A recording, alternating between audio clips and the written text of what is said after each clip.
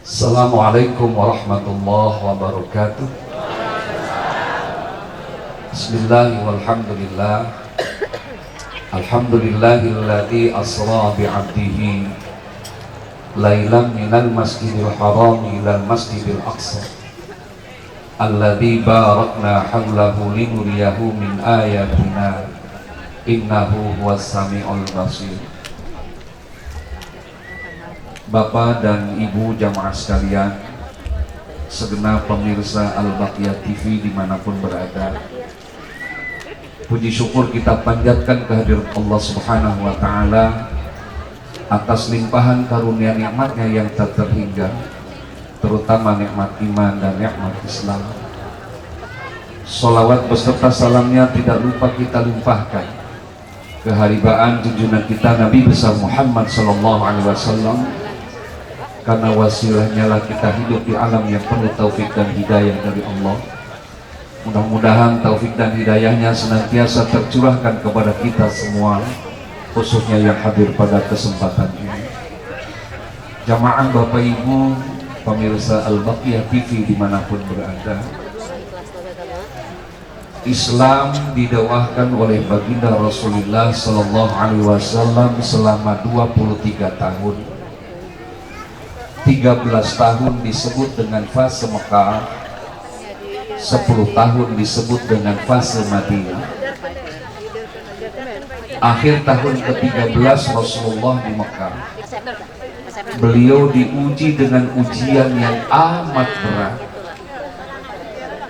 Ujian yang pertama, paman tercintanya Abu Thalib meninggal dunia, yang memelihara menjaga beliau dari umur 8 tahun sampai remaja dewasa, sampai beliau nikah dan sampai beliau diangkat menjadi nabi dan rasul. Dialah bernama Abu Thalib. Tatkala sakaratul maut Abu Thalib di pangkuannya Rasulullah, Rasul tidak bosan untuk menyampaikan dakwahnya.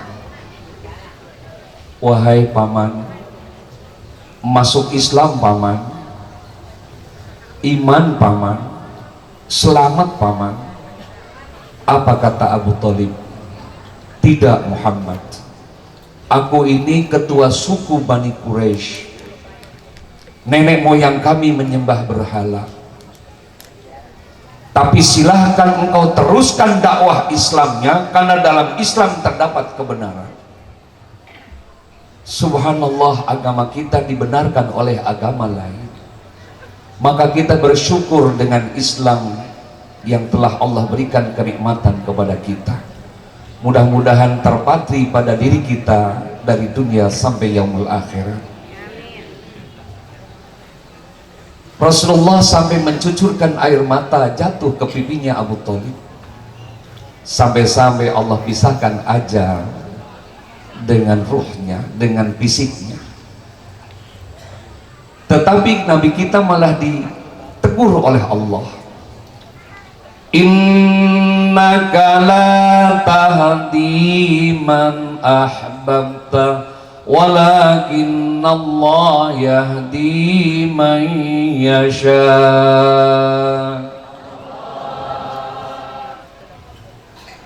Nyaut Allahnya kayak kegerimisan, kehujanan, persis kayak orang yang mau ngabisin Allah. Innaka la tahdi man ahbabta walakinallah yahdi man yasha. Kepaksa. Innaka, sesungguhnya engkau, la tahdi, tidak bisa memberi hidayah, man ahbabta, kendati siapa yang engkau cintai, walakinallah yahdi man yasha, akan tetapi hidayah itu aku berikan kepada orang yang mau aku. Jauh dari ujung Karawaci, jauh dari ujung timur Jakarta, dari selatan, dari utara, datang hari ini di Dar El Hikmah mereka yang menginginkan hidayah. Mudah-mudahan hidayah kita senantiasa terpatri pada diri kita sampai nanti yaumul akhirat. Amin. Insya Allah. Selang tidak lama Istri tercintanya Siti Khadijah meninggal dunia. Istri salehah yang mendampingi suami dalam suka dan duka, mendampingi suami dalam kehidupan Rasulullah Sallallahu Alaihi Wasallam. Jangankan harta, jiwa dikorbankan untuk Rasulullah. Kalau kita mengenal sosok Siti Khadijah, mohon maaf, sebelum nikah dengan Rasulullah beliau seorang janda beranak 2. Bapak tahu janda? Ada contohnya di sini? Tangannya ke atas. Beliau putri seorang pengusaha bangsawan Quraisy bernama Khuwailid. Uang Siti Khadijah itu kayak tisu, diambil, muncul lagi, diambil, ada lagi. Orang kaya, janda beranak 2, tapi kecantikannya nggak kalah dengan gadis-gadis Mekah. Kenapa? Karena ininya banyak. Apa ini, Bu? Jempol dibilang dulu. Mata duitan aku. Subhanallah. Ketika sakaratul maut Siti Khadijah di pangkuan Rasulullah Sallallahu Alaihi Wasallam, mohon maaf, sampai terlihat tulang iganya karena kurus kering kerontak. Hartanya habis, jiwanya pun dikorbankan untuk Islam. Bahkan beliau bergumam, "Kakandaku tercinta, andaikan Allah memisahkan ajal, andaikan Allah memisahkan ruhku, kelak tulang belulangku laku dijual, silakan jual untuk kepentingan Islam.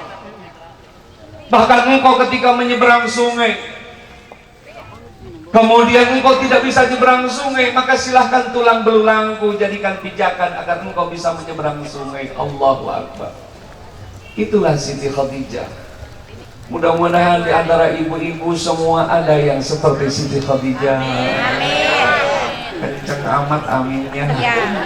Ini potongan model begini, suami meleng, dompet acak-acakan. Enggak, solehah ya Bu ya, insya Allah. Maka akhir tahun ke-13 disebut dengan istilah Amul Husni, tahun kesedihan. Ketika itulah Rasulullah dalam suka dan duka, dalam keadaan sedih, muncul sifat manusiawinya seperti kita. Apalagi ditinggal istri, seorang istri Siti Khadijah, subhanallah, yang amat dicintai dan mencintai Rasulullah. Jangankan meninggal dunia, kira-kira kita tinggal di Jakarta, ditinggal istri pulang kampung seminggu, wah udah di WA-in aja tuh istri, "Ma, pulang ma, rumah acak-acakan mah, siapa yang nyuci mah, makan papa di mana mah." Baru seminggu pulang kampung, betul. Apalagi selamanya. Potongan model gini kira-kira ditinggal istri, paling nyari pohon nyender, dia bilang, "Sekian lama aku menunggu," kira-kira pindah lagi ke tembok yang lain dia pegang, "Baru sekarang oh aku rasakan ditinggal suami." Tuh model kita. Tapi Rasulullah, mari kita lihat dalam Sahih Bukhari. Hei nama beliau ketika sedang dirundung duka, muttaji'an, beliau bersandar. Yang disandari apa? Masjid namanya Baitullah. Beliau bersandar ke masjid pas kebetulan dengan malam 27 Rajab. Mudah-mudahan bagian contoh ibrah bagi kita bangsa Indonesia saat ini. Yuk kita, kalau bersandar kepada manusia, manusia itu mati, maka kita pun akan ikut mati. Kita bersandar ke tembok, temboknya hancur, kita akan hancur. Kita bersandar kepada orang kaya bangkrut, kita akan jadi miskin. Kita bersandar dengan kenikmatan dunia, ketika hilang kenikmatan kita pun akan kehilangan.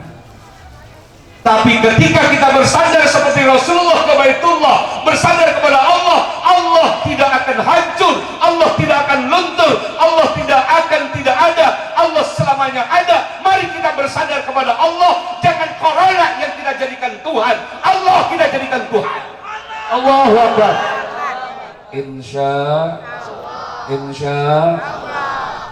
Jamaah Bapak Ibu pemirsa Al-Baqiyah TV dimanapun berada, Rasulullah ketika bersandar di Baitullah dihampiri malaikat Jibril, diajak refreshing. Inilah Islam. Ketika kita punya problem, punya masalah, harus refreshing. Kemana Rasulullah refreshingnya? Minal masjidil harami ilal masjidil aqsa. Diajak jalan-jalannya malah ke Menes, malah dikir, diajak ke masjid. Itulah Rasulullah diajak oleh Allah. Kata Allah, Bril, ajak Muhammad, suruh mahmurkan Masjidil Haram. Diajak lagi ke Masjidil Aqsa. Dari Mekah ke Palestina diajak jalan-jalan Rasulullah. Masya Allah. Belum pernah kita mendengar Rasulullah minal Masjidil Harami ila New York, belum. Dan ini adalah referensi kita Al-Quran. Kalau kita punya problem, punya masalah, bersandarnya kepada masjid. Insya Allah. Saya pengen nanya Bapak Ibu di sini punya masalah nggak? Punya masalah nggak? Jawabannya bukan punya, banyak. Punya suami ganteng, masalah, takut digoda orang. Punya istri kurang cantik, nambah masalah, malu dibawa kondangan. Semuanya punya masalah. Insya Allah pagi hari ini masalah-masalah kita selesaikan tanpa masalah. Kegedean itu. Insya Allah. Tuh kita mahmurkan masjid. Subhanallah, bangsa kita diuji sama Allah malah disuruh meninggalkan masjid. Fenomena apa ini kita? Jangan-jangan dunia ini mereka sudah mengabarkan kepada kita, sudah mengabarkan bahwa sebentar lagi digulung sama Allah di kepunyaan Allah. Tapi mudah-mudahan dengan wasilah kita doa dan zikir bersama, ya Allah, Allahumma ya dafi al-baliyat, ya Allah jauhkan ujian dan musibah bencana buat keluarga, masyarakat, bangsa dan negara kita. Amin. Hanya ini yang bisa kita lakukan. Bahkan mari kita ayat selanjutnya buktikan. Ketika Rasulullah diajak ke Masjidil Haram dan Masjidil Aqsa, alladzi barakna haulah, Allah berikan keberkahan di sekelilingnya. Alhamdulillah, tahassun binikmah, saya jalan-jalan di Timur Tengah dari utara sampai selatan. Kita lihat Arab, batu pasir, gunungnya aja batu, nggak punya sungai, tanaman nggak ada, buah-buahannya hanya 5 rupa, tin, zaitun, kemudian anggur, kemudian rumman, apel, apa namanya, delima, kemudian wal ainab, nahla, kurma, segitu doang. Arab, mereka nggak punya sawah, mereka nggak punya tanaman. Gersang, Masya Allah, kalau musim panas, panas bukan main. Gunungnya aja batu, nggak punya rumput, tapi subhanallah kambingnya gemuk. Jangankan kambingnya, orang Arabnya juga gemuk. Betul. Itulah bangsa Arab. Digali di bawahnya ada intan permata, ada minyak, subhanallah nggak habis-habis. Yang paling miskin mereka di sana punya 2 mobil. Yang di sini punya PGR tahun 97, udah sombong banget. Kita punya sawah laut, kita punya intan permata, kita punya emas, punya segalanya kita. Tapi ternyata yang miskin nambah miskin, yang kaya semakin kaya. Kalau terjadi nanti Jakarta lockdown, semuanya nggak boleh keluar rumah. Iya, kalau orang kaya dia mah hidup 3 bulan. Elang nimbun sembako, lah model potongan model begini. Angin. Mampus kayak gitu. Betul. Kira-kira 3 bulan nggak boleh kemana-mana kita di Jakarta. Mendingan pulang kampung, Pak. Tahlil nggak ada, 7 hari nggak ada. Betul? 40 hari nggak ada, yang selamatan gunting rambut nggak ada, selamatan hamil melahirkan nggak ada. Masya Allah, berhenti gue jadi ustaz. Betul? Allahu Akbar. Coba kita lihat alladzi barakna haula. Kenapa mereka dikasih keberkahan oleh Allah? Kita buktikan ketika adzan berkumandang, hanya ala shalah, rajanya lari ke masjid, perdana menterinya ke masjid, menteri gubernurnya ke masjid, wali kota, bupati, camat, lurah, RW, RT, hansipnya ke masjid, mereka lari. Yang punya mall mereka tutup mallnya, yang punya pertokoan mereka tutup pertokoannya, pedagang kaki lima mereka lari ke masjid, semua mereka ke masjid. Allah berikan keberkahan. Alladzi barakna haulah. Subhanallah. Saya punya teman di sebuah negara namanya Qatar. Penduduk aslinya hanya 420.000 kurang lebih. Penduduk asingnya kurang lebih 5 juta. Income per kapita mereka satu hari 120 US dollar. Satu orang penghasilan seharinya hampir 2,5 juta. Guru SD di sana bisa liburan sebulan dengan keluarganya ke Bali. Subhanallah. Apa mereka nggak dikasih keberkahan sama Allah? Sementara di kita, ya Allah, tapi sabar. Yang miskin jangan bersedih, yang kaya janganlah bangga. Teror kan begitu kan? Udah kita bahagia diri aja lah. Supaya kompak saya nyanyi, Bapak Ibu yang teroreng ya. Yang miskin jangan bersedih, yang kaya janganlah bangga. Kurang kompak. Yang miskin jangan bersedih, yang kaya janganlah bangga. Derajat manusia. Wah, teror begitu dong. Fenomena itulah hanya bisa kita jawab dengan doa. Doa adalah mukhul ibadah, induknya segala ibadah. Doa silahul mukmin. Doa adalah senjatanya umat Islam. Mari kita senjatanya hari ini kita pakai. Kita bermohon kepada Allah, munajat kepada Allah. Semoga tadi apa yang kita hajatkan Allah kabul. Amin. Keluarga berkah. Amin. Rumah tangga berkah. Amin. Usahanya berkah. Amin. Kalau udah berkah cepat ke Mekah. Tawaf keliling Ka'bah. Tawaf keliling Ka'bah.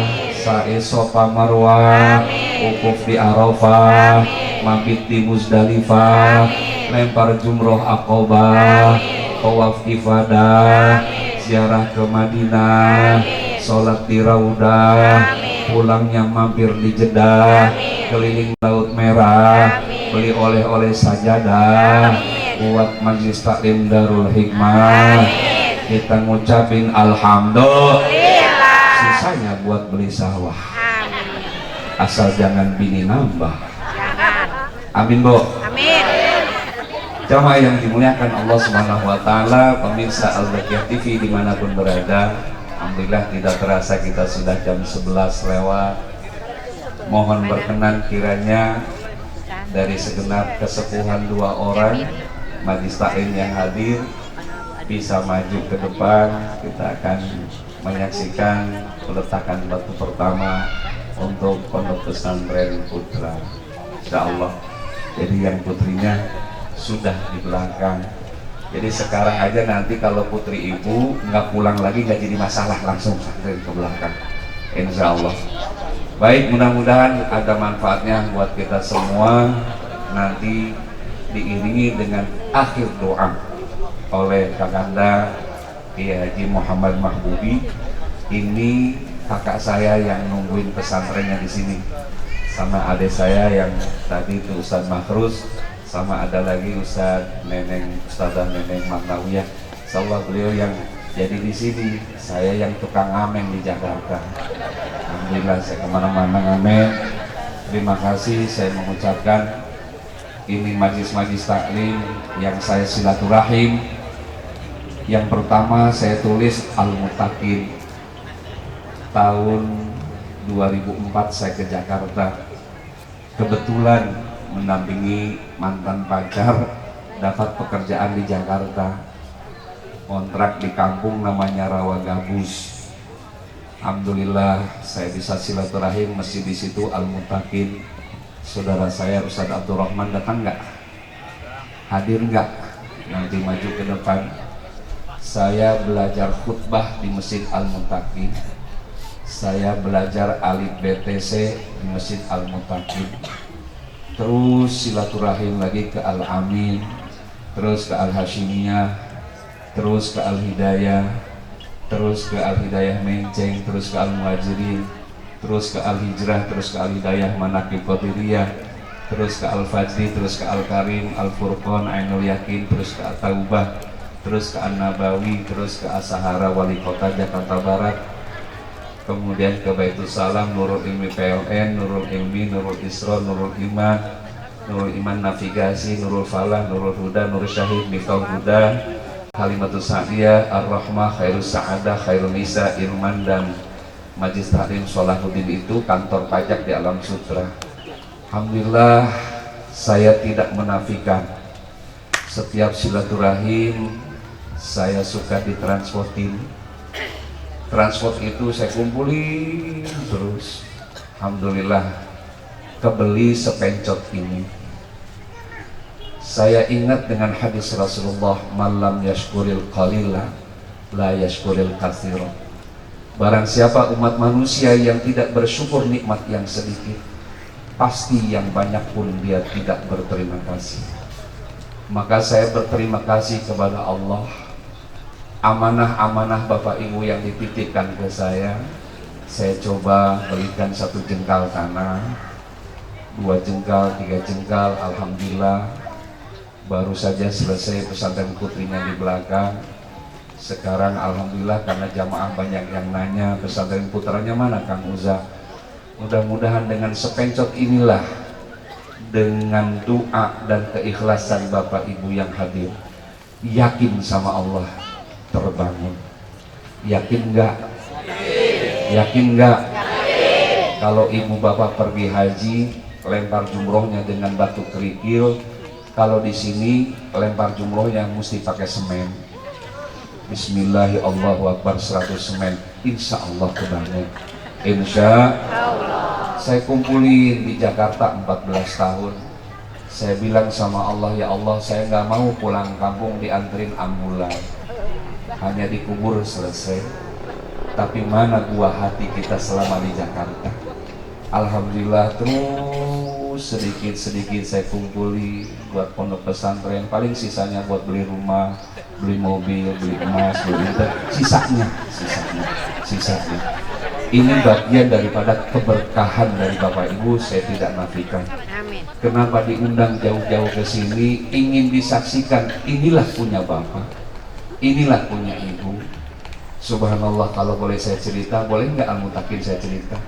Pertama ngajar ngaji, amplopnya 15.000 dulu tahun 2004. Sekarang alhamdulillah 1,5 juta kurang. Alhamdulillah. Mana Ustadz Vito? Tangannya ke atas Ustadz Vito. Terima kasih Al-Muttaqin.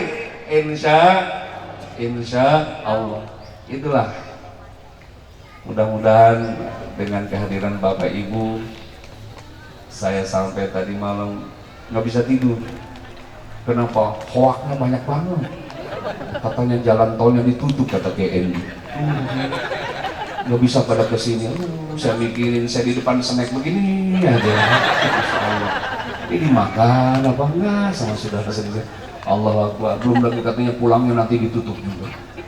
Subhanallah. Padahal Bapak Ibu mohon maaf, kalau Bapak Ibu ke Pantai Carita Anyer, banyakkan di sana orang daripada di Jakarta. Bener. Dikasih liburan sekolah malah pada main ke pantai. Kenapa? Mungkin itulah mereka yang imannya luar biasa, tidak tergoyahkan. Ulama Indonesia terpecah belah. Subhanallah. Padahal kalau kita ingat sebuah hadis, Rasul bersabda, "Idza anzala ahatan minas sama'i ala ahlil ard, surifat an umaril masajid." Rawahu Asakir Ibn Arqam. Rasulullah bersabda, apabila bencana sudah Allah turunkan dari langit, berupa apa saja bencananya, surifat an umaril masajid, karena mereka sudah meninggalkan masjid, mereka sudah mengosongkan masjid. Subhanallah. Ini mungkin fenomena yang terjadi. Orang Cina, orang Tiongkok, orang Korea insya Allah sudah mengambil ibrah keislaman. Saya yakin dengan corona ini karena Allah ingin mengangkat agama Islam. Orang Eropa sekarang mereka menginstruksikan supaya cuci tangan. Orang Tiongkok mereka menginstruksikan semua rakyatnya harus makan daging yang sudah dimasak, yang sudah direbus. Semua itu adalah ajaran-ajaran Al-Quran. Semua itu adalah ajaran Islam. Makanya inilah Allah ingin membuktikan kebesaran syariatnya, sehingga mereka penting perlu dengan Al-Quran.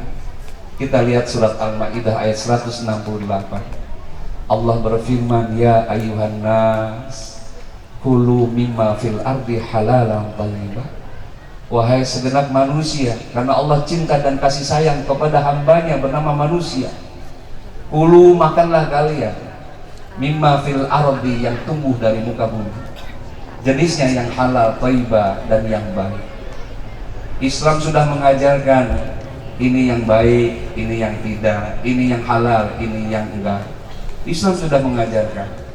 Kalau kita kan makan yang halal-halal, insya Allah dijamin sama Allah. Amin. Banyak orang yang congkak dengan Allah, melewati batas dengan Allah, disuruh makan panggang ayam, kampret dia makan, tikus dia panggang, ular kobra darahnya dia minum.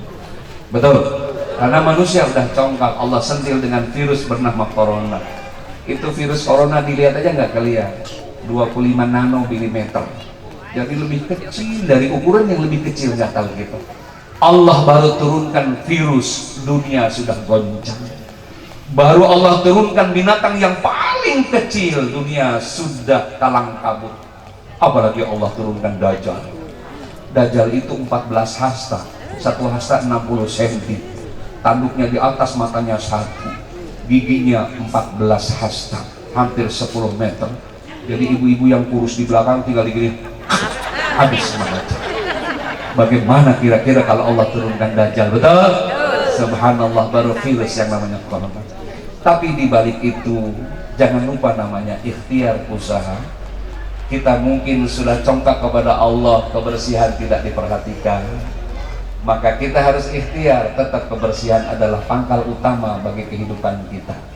Makanya cuci tangan ini diantara sunnah muakkadan sebelum kita melaksanakan wudhu. Bahkan wudhu itu bukan hanya untuk sholat, tidur dengan istri pun harus punya wudhu. Sebelum punya wudhu harus dicuci tangan. Subhanallah, mungkin kita sudah banyak lupa dengan itu, sehingga Allah turunkan yang namanya ibrah, pelajaran buat kita.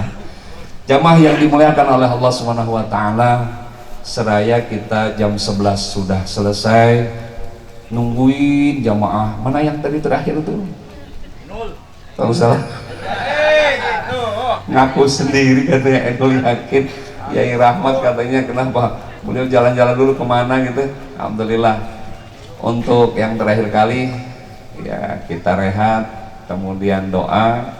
Nanti mohon keikhlasannya dari setiap majlis taklim, ustadz dan kesepuhannya 2 orang untuk maju ke depan.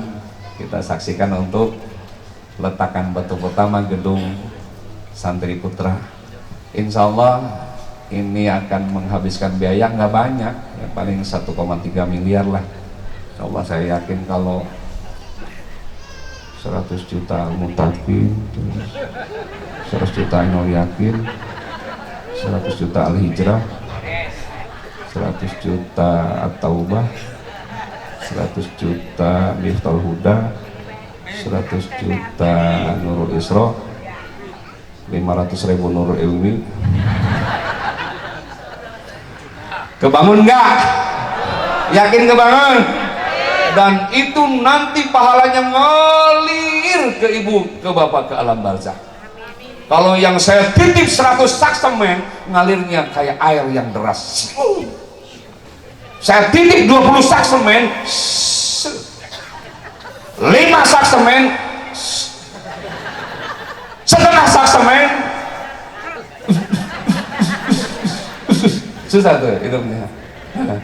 Insya Allah yang namanya sedekah biar banyak, yang penting ikhlas. Itu namanya sodako. Daripada sedikit kagak, lebih banyak yang ikhlas daripada sedikit kagak ikhlas. Insya Allah saya yakin Bapak Ibu yang hadir di sini begitu pulang ke rumah, kasihan amat tukang Ujaya, ya Allah, lapangannya ya Allah, padahal temboknya udah lah, pasti senang. Saya yakin kasihan amat Ustaz gitu, ya Allah. Ntar suaminya bilang sama istrinya, mama itu kalung yang 30 gram bagi 2 aja dengan Kaliza, cincin kiri kanan kita coba, insya Allah. Yakin nggak? Yakin nggak? Oh, yakinnya pelan amat. Yakin, insya Allah. Yuk, terima kasih atas kehadiran semuanya. Insya Allah nanti dari sini kita akan menuju Masjid Agung Caringin. Kita akan sholat zuhur dan asar di sana. Tapi nanti rehat dulu sebentar, kita cicipin dulu. Atau nanti kesepakatan jamaah Ustaz Syakur mau zuhur di sini apa di sana? Nanti kita sepakati ya. Nanti diumumkan. Terima kasih. Hadanallah wa iyyakum ajma'in. Wallahul muwafiq ila aqwamit thoriq. Assalamualaikum warahmatullahi wabarakatuh.